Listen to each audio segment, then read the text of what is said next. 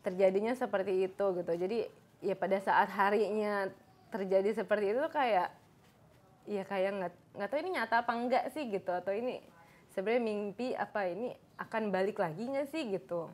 Jadi kayak aku baru pertama kali sih menghadapi kehilangan orang yang terdekat gitu apalagi. Jadi aku nggak tahu rasanya seperti apa gitu. Pada saat kayak hari-hari pertama tuh kayak rasanya kayak ini kayak gue ditinggalin lagi dinas atau gimana, rasanya tuh kayak gitu, ini akan balik nih gitu. Kita kayak lagi ditinggal dinas aja gitu, karena ya suamiku kan juga sering dinas, dia keluar kota gitu, foto dan lain-lain gitu. Jadi rasanya ya kayak gitu, nggak, harapan kita nggak permanen gitu loh, masih ada harapan gitu loh, walaupun kita tahu itu sebenarnya permanen, tapi kayak yang ada di pikiran nih kayaknya akan datang kok gitu.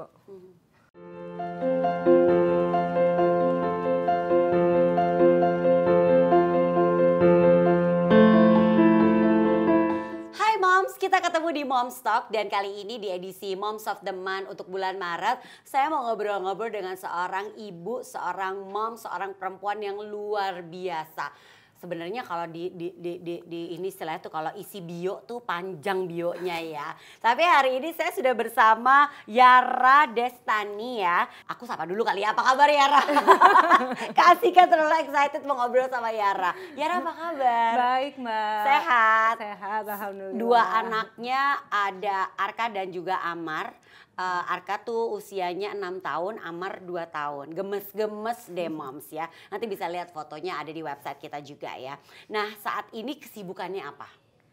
Kesibukan aku sekarang? Yes. Oke, ya selain sebagai ibu ya pastinya. Itu pasti yang nomor satu, ya kan? Itu yang nggak habis-habis pekerjaannya ya kan? Betul.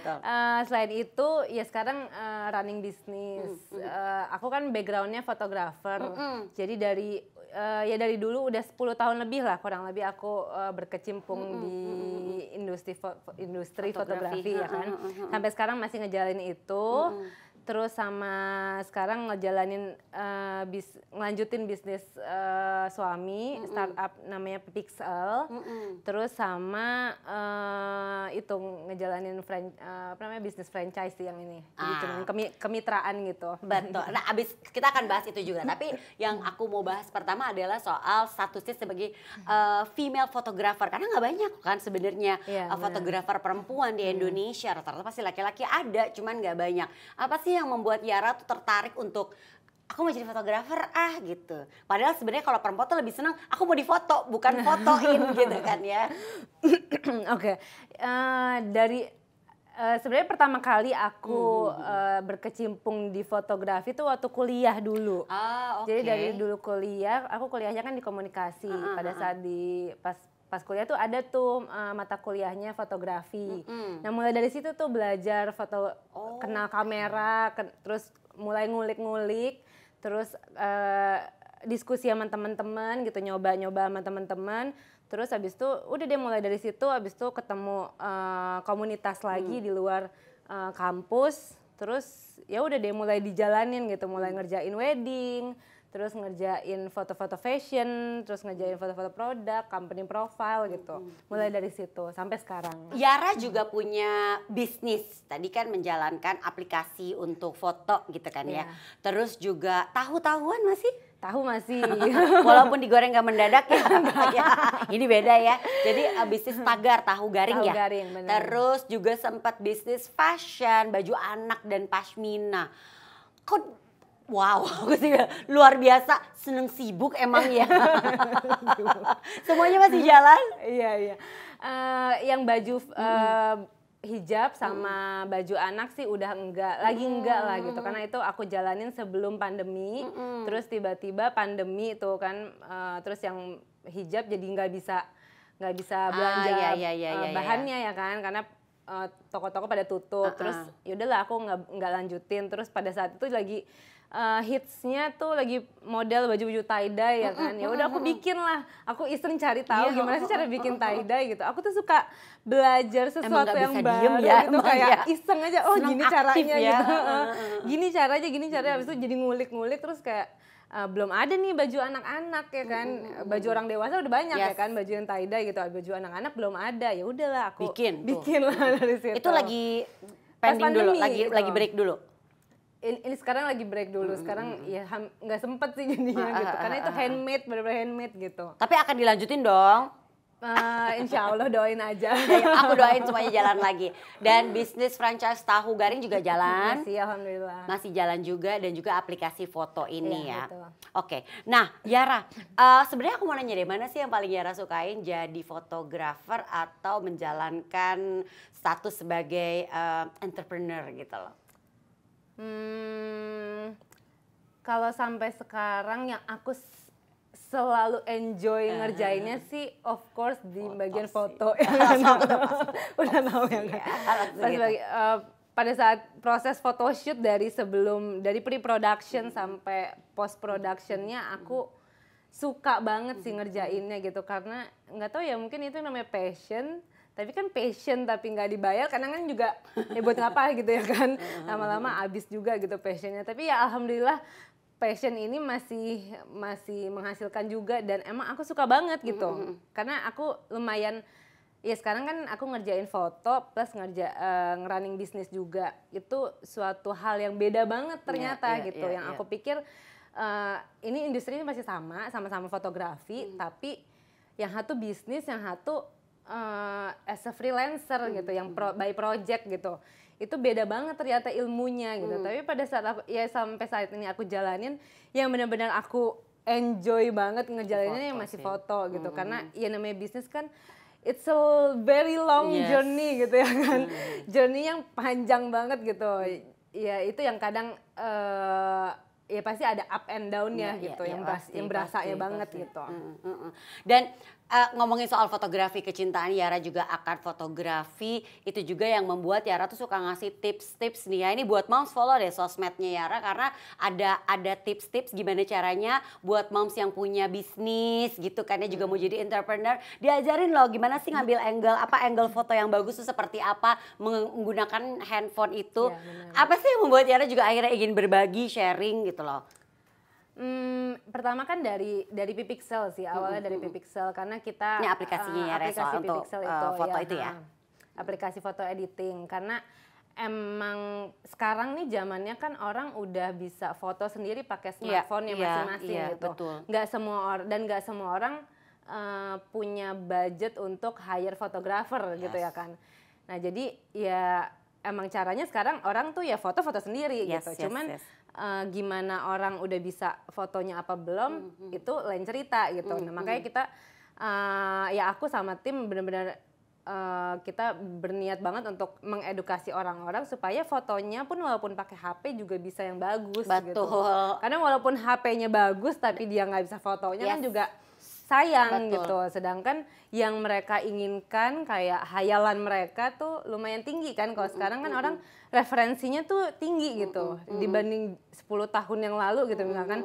Kalau sekarang tuh orang awam pun kayak standar foto yang bagus menurut mereka tuh udah lumayan tinggi gitu ya kan. Karena yang mereka lihat di sosial media udah bagus-bagus gitu. Jadi ya aku benar-benar berusaha untuk supaya orang bisa foto yang bagus walaupun cuma pakai HP doang gitu, supaya ya emang yang mereka butuhkan, mereka nggak perlu lagi hire fotografer gitu, emang bisa dari HP doang gitu. Tadi di awal pas aku tanya apa kabar, sibuk apa, Yara, yang paling pertama diucapkan Yara adalah sibuk menjadi ibu dari 2 orang anak yang gemes-gemes. Dan Yara sendiri juga as a single mother gitu. Gimana menjalani hari-hari mengurus anak, mengurus 2 anak yang gemes-gemes, dan lagi umur-umurnya yang lagi seru ya, ya kan ya. Dan ini semua Yara handle sendiri. Mungkin bisa sharing sama moms.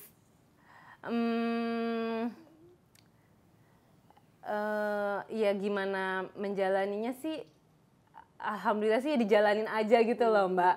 Cuman ya hidup saya, ya pasti mereka juga merasakan hidup si ibunya, kayak nge-spare waktu si ibunya dulu, zaman dulu. Jadi kayak pada saat ini nih hidup, jadi kalau misalnya kita kehilangan seseorang tuh kayak hidup kita terbelah 2 gitu loh Mbak.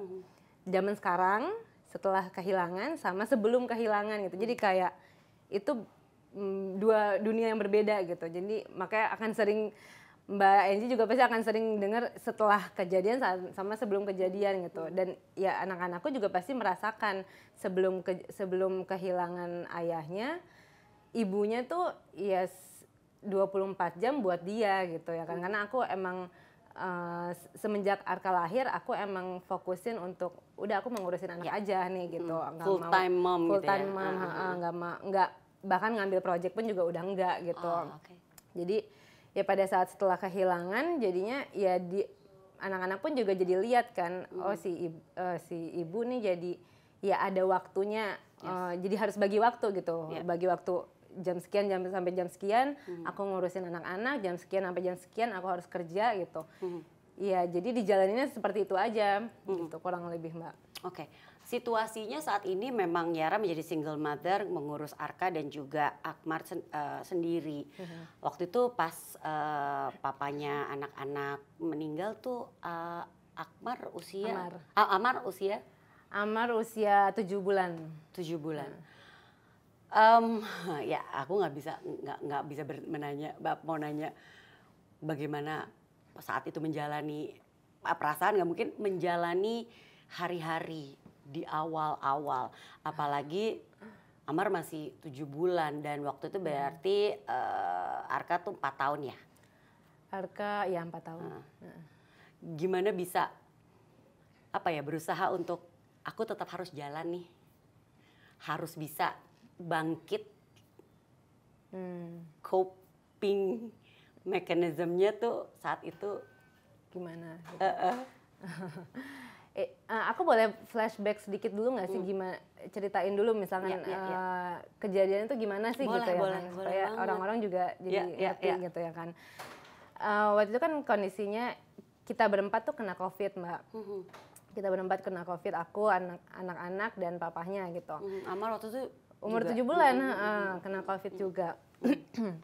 Terus kita berempat karantina dong, berempat di rumah gitu. Waktu itu mbakku pulang pergi, jadi ya udah Mbak nggak usah datang dulu lah gitu. Jadi kita cuma berempat. Itu ngurusin rumah, ngurusin anak-anak juga, terus ngurusin suami juga gitu. Pada saat itu alhamdulillah aku nggak ada gejala sama sekali. Jadi ya alhamdulillah aku benar-benar ya fresh aja gitu, kayak nggak sakit sama sekali gitu.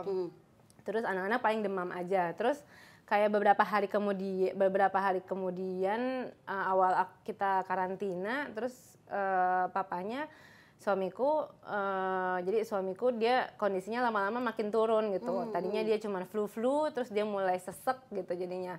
Terus dia juga lihat aku sibuk banget nih ngurusin anak-anak dan rumah sendirian gitu, karena cuma berempat kan? Cuma berempat, belum ngurusin makannya, belum nyuci gitu ya kan, belum nge-sanitize ini itu pada saat itu ya kan. Jadi hektik banget gitu. Jadi dia lihat, jadi dia akhirnya bilang dia memutuskan untuk Ayang, kalau aku ngomong sama suami itu gue lo gitu. Ayang gue dirawat aja ya di rumah sakit gitu. Kenapa Ayang? Soalnya ya biar ada yang rawatin, biar ada yang ngurusin gue aja gitu Ayang. Dan Ayang kan juga sibuk banget nih ngurusin anak-anak dan yang lain gitu. Jadi biar ada yang ngurusin, Ayang juga nggak kelimpungan gitu. Ya udah, oke. Akhirnya suamiku dia ke rumah sakit sendiri. Terus habis itu sempat dipindah pakai ambulans gitu ke rumah sakit yang lebih lengkap gitu ya kan. Terus beberapa hari masuk rumah sakit itu masih kan dia sesek kan gitu, pernafasannya jadi yang terganggu waktu itu. Dipakein alat gitu, biasanya tuh jadi kayak dilihat beberapa hari ada perkembangan apa enggak gitu, dia jadi membaik atau enggak, atau malah menurun gitu. Nah ternyata ini kayak stagnan aja gitu, nggak ada perubahan apa-apa. Sampai akhirnya si dokternya jadi memutuskan untuk oke, kita harus naikin nih alatnya. Nah alat yang lebih intensnya gitu, yang lebih tingginya. Kita harus naikin alatnya ada di ICU dong gitu. Alatnya ada di ICU, oke ya udah jadi masuk ke ICU nih. Jadi pada saat masuk ke ICU itu udah nggak ada tuh kita boleh video call dan berkomunikasi dengan handphonenya kan langsung dibalikin ke kita gitu. Jadi kita nggak bisa komunikasi tiap hari video call gitu nggak bisa, cuman lewat video call si perawatnya gitu. Yang harus izin ribet banget lah gitu, kurang lebih kayak cuman 2 hari sekali atau sehari sekali pun juga nggak bisa ngomong banyak gitu. Kurang lebih kayak gitu. Terus masuk ICU tuh kayak sekitar 3 hari apa 4 hari, 3 hari kalau nggak salah. Terus tetap nggak ada perubahan apa-apa, dari udah naikin nih alatnya gitu. Terus si dokternya bilang, ini kalau misalnya harus nggak ada perubahan, kita harus naikin lagi, berarti harus pakai ventilator terakhir nih, alat terakhir nih kayak ventilator gitu. Ya itu harus dilakukan gitu. Jadi biasanya tuh dokter kayak udah konsul dulu ke kita, ini yang akan dilakukan loh gitu kalau misalnya hasilnya begini gitu. Jadi dia udah konsul, pada saat harus dilakukan dia nggak pakai konsul lagi gitu. Kan udah disetujuin sama orang tua sama keluarga sebelumnya gitu. Nah pada saat pokoknya sekitar 3 hari kemudian, 3 hari atau 4 hari kemudian, akhirnya ya dokter bilang ini harus ganti ventilator sekarang nih gitu, karena udah kayak menurun lah gitu, udah lemes banget jadinya gitu. Nah ya udah setelah digantiin ventilator itu kayak jadi begitu pas diganti ventilator, terus abis selesai dipasang, abis itu si susternya, si perawatnya video call kita gitu. Itu dalam kondisi jadi kalau misalnya kita dipasang ventilator itu kan dibius dulu, Mbak. Jadi si suamiku dalam keadaan tidur gitu. Terus si perawatnya video call kan, dia kasih lihat udah dipasangin ventilator gitu. Terus perawatnya sempat, Bu tolong dibaca-bacain, Bu tolong baca-bacain Bu gitu. Aku kan kayak ini apa nih, kayak dalam hati tuh kayak kenapa gue disuruh baca-bacain gitu. Ini tuh belum ya dalam hati kita pasti doain gitu, tapi kayak dia kayak menunjukkan kalau suruh ini dibaca ini kayak udah mau nih gitu, udah hampir lewat nih gitu. Sedangkan aku kan aku nggak mikir kayak gitu loh Mbak. Ini optimis ini bisa gitu kan, udah diganti alat jadi nggak pernah terpikir itu akan endingnya seperti itu gitu. Nah ya udah pas ditelepon sama si perawatnya, dia suruh baca-bacain, aku sambil ya kayak agak khawatir di dalam, tapi kayak ya udah sambil bacain aja terus gitu. Terus telepon itu juga cuma sebentar kan, cuma kasih lihat gitu doang. Terus udah berhenti teleponnya, kayak sejam kemudian aku lagi nyuci piring. Masih isoman tuh berarti? Masih isoman, itu malam-malam udah nidurin anak-anak. Habis itu ya pokoknya beberapa hari itu tuh handphone tuh dinyalain kenceng-kenceng karena takut ada yang miss teleponnya. Kayak bisa kapan aja nih dari rumah sakit nelpon gitu. Terus tiba-tiba ya kurang lebih sejam kemudian dari rumah sakit nelpon, dia ya udah dia ngabarin, Bu tadi apa namanya jam sekian Pak Aditya henti jantung, dia bilang gitu. Terus kita udah lakukan apa tuh pompa dan lain-lain gitu, nggak ada respon apa-apa gitu. Jadi ya sudah dinyatakan meninggal jam sekian gitu.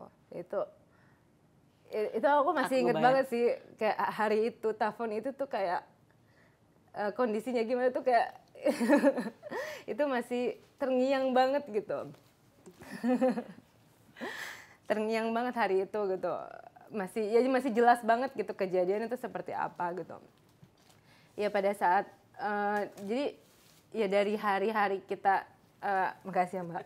Hari-hari mulai di ICU tuh aku kayak sempat mikir enggak, ini pasti akan balik kok. Optimis. Pasti ya kan. Pikiran yang terburuk. Kayak terjadinya seperti itu gitu. Jadi ya pada saat harinya terjadi seperti itu tuh kayak ya kayak nggak tahu ini nyata apa enggak sih gitu, atau ini sebenarnya mimpi apa, ini akan balik lagi nggak sih gitu. Jadi kayak aku baru pertama kali sih menghadapi kehilangan orang yang terdekat gitu apalagi. Jadi aku nggak tahu rasanya seperti apa gitu.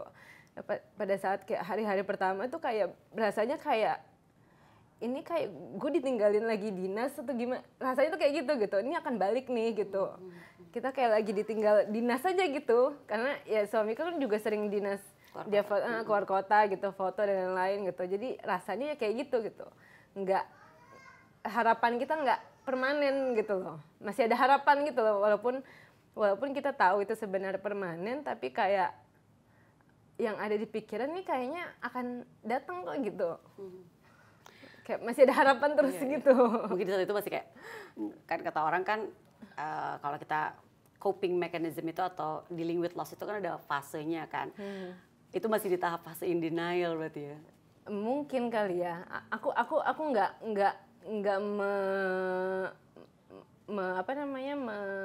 mensimbolikan itu fase apa gitu, tapi ya mungkin itu kali ya. Nggak percaya aja sama situasi ini gitu kan, karena apalagi kan optimis gitu kan saat itu kayak, kan. Iya itu nggak mungkin terjadi gitu, kayak yang ada di kepala kita tuh itu nggak mungkin terjadi gitu, tapi ini beneran terjadi sama kita sekarang gitu, sama aku sekarang gitu, sama anak-anak sekarang gitu. Nah, bisa bangkit, it's not easy, apalagi tadi Yara bilang this is the first time, baru pertama kali nih bener-bener kehilangan orang yang kita sayang, yang dekat dengan kita saat itu. Tapi situasinya Yara harus bisa, istilahnya tuh harus cepat bisa balik karena ada Arka dan Amar gitu kan. Gimana saat itu Yara kayak oke, aku harus bangkit, harus bisa melewati semua fase-fase grieving ini demi Arka dan Amar? Aku sih nggak berpikir aku harus bisa bangkit cepet gitu ya. Iya, aku lewatin aja, dirasain aja gitu loh Mbak. Pada jadi nggak berusaha mendinai semua sedih. Pada saat lagi sedih mau nangis ya nangis aja gitu. Bahkan nangis bareng-bareng sama Arka pun ya, kalau Amar kan masih 7 bulan ya kan, dia masih bayi banget gitu, belum ngerti. Arka yang udah ngerti banget ya, kita ya nangis berdua aja gitu. Aku nangis aja, di depan dia pun nangis aja gitu. Jadi ya dirasain aja gitu loh. Itu yang aku lakuin terus-terusan. Aku nggak berpikir kayak gue harus terlihat kuat atau apa. Nggak berpikiran seperti itu sama sekali sih gitu. Jadi kayak ya dilewatin aja, apa yang aku rasain tuh aku lewatin aja gitu. Aku rasain aja gitu. Mungkin itu yang nggak tahu ya, kalau dibilang bangkit tuh kapan bangkitnya. Mungkin kalau misalnya Mbak Angel lihat aku awal-awal pun juga ya aku begini aja gitu Mbak. Kayak teman-teman aku pun juga lihat, teman-teman sahabat-sahabatku apalagi gitu ya, yang mereka menghadapi aku banget pada saat awal-awal gitu ya kan, mereka ya lihatnya gini aja gitu. Aku juga nggak pernah yang kayak gue ngeliatin banget sedihku ke orang lain tuh nggak pernah kayak gitu sih Mbak gitu. Jadi yang kalaupun aku ya awal-awal apalagi ya, aku ngadunya tuh bener-bener ngadu pada saat aku sholat, pada saat aku doa, itu bener-bener yang kayak nangis banjir tuh ya udah di situ gitu. Jadi ya mungkin itu salah satu ya cara Allah untuk supaya aku bisa bangkit gitu kali ya. Jadi bener-bener kita curhatnya udah sama Allah. Itu yang akhirnya lama-lama mungkin Yara tanpa sadar kekuatan itu hadir lagi. Aku yakin aku yakin dari situ sih gitu, karena ya Allah pasti yang akan tolong gitu ya kan. Jadi bukan sok dikuat-kuatin, karena kan ada juga kan aku harus gitu. Kita tahu harus memang sih ya, tapi kan itu kan nggak bisa dipaksakan. Nggak bisa dipaksakan, benar. Iya, kurang lebih sih gitu.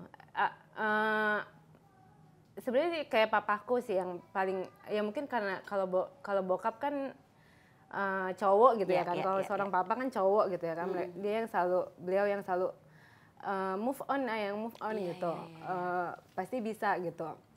Tapi kayak dalam hatiku enggak, kenapa gue harus di move onin gitu, kenapa gue harus nggak boleh disedihin gitu. Jadi ya aku benar-benar ya udah disedihin aja gitu, nggak aku nggak berpikir kayak aku harus move on sekarang gitu, enggak gitu. Ya udah dilaluin aja. Tapi kalau dibilang move on atau enggak, aku juga nggak tahu sih itu udah move on apa enggak gitu. Tapi ya dilewatin aja gitu. Mungkin istilahnya kali semua rasa itu dinikmatin, dirasain, nggak berusaha untuk didinai gitu. Betul, kan. Oke, itu yang membuat justru semua prosesnya bisa dijalani jadinya. Mungkin ya sih gitu ya Mbak. Nah, memberikan penjelasan kepada anak-anak, apalagi mungkin ya Amar belum ada memori ya, kalau Arka kan udah ya. Itu gimana? Dari awal papahnya sakit masuk rumah sakit gitu kan dia juga udah tahu ya kan Mbak. Kita video call dia lihat ya bapaknya kan ya ada di rumah sakit gitu. Semuanya tahu gitu. Dari hari pertama sih, dari hari pertama aku dapat kabar itu ya kan, itu kan dapat kabarnya malam, kayak jam 10-an. Anak-anak jam udah tidur 11. dong? Udah tidur, aku udah nidurin anak-anak gitu, udah beres ngapa-ngapain gitu. Terus aku dapat kabar, terus aku langsung telepon orang tuaku, langsung telepon mertuaku, langsung telepon keluarga gitu ya kan, ngasih tahu semuanya. Terus aku langsung dijemput untuk kita ke rumah sakit lihat gitu ya kan. Nah pulang dari situ aku langsung, anak-anak kan langsung aku titipin ke mama kan, ke rumah mamaku soalnya deket sama rumahku ya kan. Aku langsung titipin ke mama, begitu pas pulang itu langsung Arka sih yang nanya, gimana papa bu gitu. Karena dia tahu aku bawa ke rumah sakit ya kan. Gimana papa bu gitu. Terus aku langsung ya peluk dia aja kan gitu, mau jawab gimana gitu. Aku langsung nangis gitu, enggak papa nggak pulang lagi sama kita gitu. Ya pada saat itu pasti dia nggak ngerti gitu ya Mbak. Tapi aku dari awal sih aku jelasin terus gitu ke dia, kalau jelasin sejelas-jelasnya dalam bahasa yang semudah-mudahnya lah dia bisa ngerti gitu. Tapi aku berusaha untuk benar-benar jelasin papanya tuh kemana gitu, perginya kemana, apakah dia akan balik, itu aku jelasin semuanya gitu. Pada saat pemakamannya sih aku nggak ajak, karena ya aku sendiri juga nggak kuat pasti ya kan, nggak sanggup lah gitu kalau sampai bawa anak-anak ya kan. Tapi aku jelasin ke dia dari awal papanya tuh udah nggak ada tuh gimana gitu. Cuman yang namanya anak kecil dia tuh belum ya apalagi kalau misalnya anak kecil pasti baru pertama kali kan dia menghadapi situasi kayak gini tuh, dia baru pertama kali gitu. Gitu. Belum mengerti konsepnya juga. Iya, dia kan? dia belum mengerti kalau konsepnya ini adalah permanen loh gitu. Ini bukan sesuatu yang pergi seminggu, pergi sehari, sehari, pergi sebulan gitu. Ini sesuatu yang permanen gitu. Jadi dia ya awal-awal dia tanya terus gitu, tanya terus nggak berhenti gitu, kayak hampir setiap hari tuh dia tanya. Ntar dia seminggu sekali dia nanya terus gitu. Jadi ya aku berusaha untuk ulang-ulang aja terus gitu. Aku jelasinnya tuh ulang-ulang aja terus gitu sampai dia paham kalau ini tuh proses yang permanen gitu. Dan kita semua juga akan melewatinya nanti gitu. Itu sih. Jadi ya mungkin ya itu salah satu yang memudahkan untuk aku jalaninnya gitu, karena ya aku jujur aja semuanya sama anak-anak gitu. Nah saat ini sekarang apalagi Amar udah mulai ngerti kan, gitu. Pernah bertanya? Amar sekarang sih sering bertanya, nanya Mbak, karena ya kayak di handphone aku pasang ada foto papanya ya kan. Di rumah juga pasti ada kan? Di rumah aku tuh nggak ada foto sama sekali Mbak. Surprisingly ya, jangan kaget Mbak. Jadi kalau masuk rumah aku tuh nggak ada foto sama sekali. Dari dulu tuh aku nggak pasang foto gitu. Penjelasan panjang lah Mbak. Jadi ya dia nggak lihat di rumah, tapi dia di handphone aku, di wallpapernya kan ada papahnya gitu. Jadi emang aku sengaja taruh itu supaya anak-anakku juga lihat terus. Anak-anakku tuh inget gitu. Amar yang tadinya mungkin dia nggak inget, dia jadi inget, dia jadi tahu gitu. Jadi ya emang sengaja aku tampilin gitu supaya dia inget terus bapaknya gitu. Walaupun bapaknya udah nggak ada, tapi aku pengen anak-anakku tetap inget terus gitu sama papahnya gitu. Gimana Yara jadi istilahnya tuh kayak juggling kehidupan sebagai ibu, sebagai fotografer, dan juga sebagai pebisnis. Kalau tadi kan Yara sempat bilang, aku pas punya Arka tuh I dedicate my life untuk jadi ibu rumah tangga gitu, ngurus anak full. Tapi kan katanya Yara juga bilang semua ini berubah gitu kan. Sekarang Yara mau nggak mau ya harus nggak bisa 24 jam sama mereka. Support system pasti ya yang paling utama yang membantu running daily-nya tuh. Pasti. Aku bersyukur banget sih, Mbak. Bukan cuma keluarga aku juga doang, keluargaku alhamdulillah mereka sangat membantuku ya kan, mama, adik kakakku, papa, sampai ipar-iparku juga gitu, mereka bantuin. at least jagain anak-anakku aja tuh aku udah bersyukur banget ya kan. Ada yang mau aku titipin untuk jagain anak-anak aja tuh udah alhamdulillah banget gitu. Nah, lebih bersyukurnya lagi alhamdulillah keluarga dari suamiku, mertuaku itu alhamdulillah masih ya kayak biasa aja gitu. Aku sempat berpikir pas awal-awal tuh sempat berpikir gimana ya nanti sama ya kan makanya ibu bapak ya kan, sama ibu bapak gitu mereka jadi jauh nggak ya gitu, atau aku jadi kayak nggak dianggap anak lagi apa nggak ya gitu. Ternyata alhamdulillah banget ya sampai sekarang tuh masih ini yang nemenin aku ini mertua aku Mbak. Ya jadi hari ini kita sekalian foto bersama Arka dan juga Amar ditemenin sama Eyang. Oh Eyang itu mertua aku gitu ya. Aku pikir mamanya Yara. Iya. Alhamdulillah luar banget biasa. mertua juga masih ya kayak biasa aja gitu, kayak ya benar-benar mereka menganggap aku dan anak-anakku ya keluarga mereka gitu, kayak ya anak kandung aja gitu. Jadi masih bantuin banget deh gitu. Terakhir, apa yang ingin nggak terakhir sih, ada dua sih sebenarnya. Ingin Yara ingin apa ya? Yara ingin anak-anak tuh selalu ingat ini nih tentang ayahnya.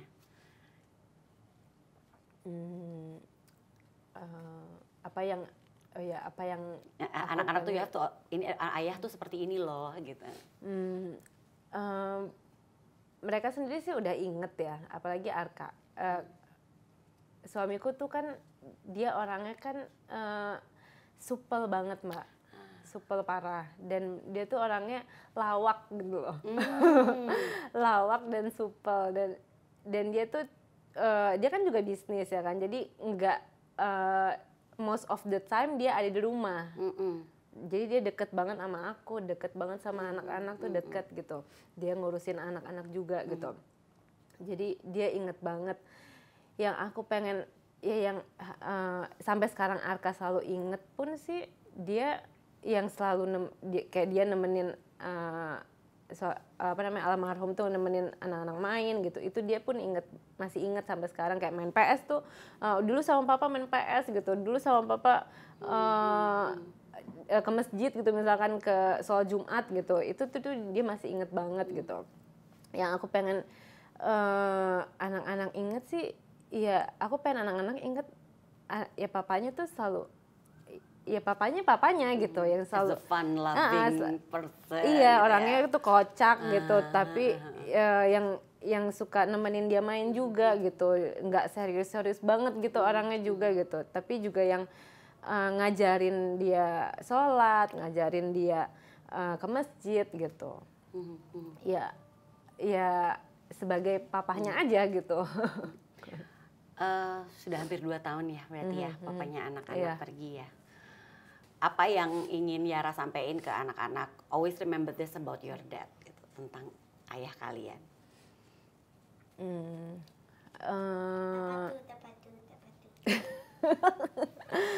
Ya, yang namanya kematian itu kan pasti ya Mbak ya. Aku tuh belajar itu salah satunya selama kehilangan suamiku ini. Yang namanya kematian tuh pasti, dan itu tuh kematian itu tuh gunanya buat apa sih? Untuk menjadi pengingat manusia yang masih hidup ya kan, apalagi yang ditinggalkan gitu. Jadi itu yang selalu aku tekankan. Jadi berarti kalau misalnya kita kehilangan, kita harus ngapain dong gitu. Next stepnya ya kan itu sebagai pengingat ya kan. Allah adanya kematian itu supaya umatnya tuh ingat gitu, pengingat. Ibu, untuk ya. Oke. Untuk pengingat supaya umatnya tuh bisa lebih taat, bisa lebih ingat, lebih beriman gitu. Jadi ya pada saat kita kehilangan, kita harus ngapain? Kita harus lebih taat gitu Mbak. Kita harus lebih ingat sama Allah, kita harus lebih lebih ingat sama Allah, karena kita sendiri juga akan melewati itu gitu ya kan. Jadi itu yang selalu aku sampein sama anak-anakku. Kak, kita semua nih akan ke situ juga loh. nanti kita semua akan melewati kematian gitu, nanti akan adanya surga dan neraka gitu. Aku jelasin ke anak-anak itu. Jadi itu hal yang nggak mudah sih Mbak buat jelasin ke anak kecil ya kan, ke anak umur 4 tahun 5 tahun gitu. Jadi itu yang selalu aku tekankan ke anak-anak supaya dia lebih bisa lebih taat gitu, dan dia bisa lebih bersyukur gitu, supaya nanti bisa ketemu nih sama papahnya nih nanti di surga gitu. Amin ya kan. Jadi itu yang selalu aku tekanin ke anak-anak gitu. Jadi ya pesan aku yang terus menerus ke anak-anakku sih ya itu Mbak, supaya ya anak-anakku untuk lebih taat, untuk lebih ya rajin sholat, belajar ya, kalau anak seumuran ini kan belajar ya kan, belajar ibadah, belajar sholat, belajar ibadah tuh semuanya dia ya aku tekanin untuk terus dibelajarin terus gitu. Kenapa? Supaya bisa ketemu tuh nanti sama papahnya gitu, supaya kita bisa kumpul nanti di surga gitu. Karena kalau misalnya nggak kayak gitu, kita nanti nggak ikutan kumpul gitu. Jadi itu yang selalu aku tekenin terus ke anak-anakku gitu, yang aku selalu pesenin terus ke anak-anakku tuh kurang lebih kayak gitu gitu Mbak. Jadi justru sebagai as a reminder juga buat anak-anak ya. Benar. Jadi untuk bisa lebih memiliki iman yang lebih kuat. Benar. Insya Allah. Yara, thank you so much. Yara luar biasa. Yara, our mom of the month. Terima kasih udah sharing. Sama-sama Mbak. Yara perempuan yang hebat. Yara adalah ibu yang luar biasa. Masya Allah. Terus menginspirasi, dan tentunya kita berharap Yara juga pasti terus diberikan kekuatan, dan juga tentunya anak-anak diberikan kekuatan. Amin. Terima kasih buat moms yang sudah menyaksikan Moms Talk. Jangan lupa juga baca ceritanya ada di website Mother and Beyond. Sampai jumpa. Bye.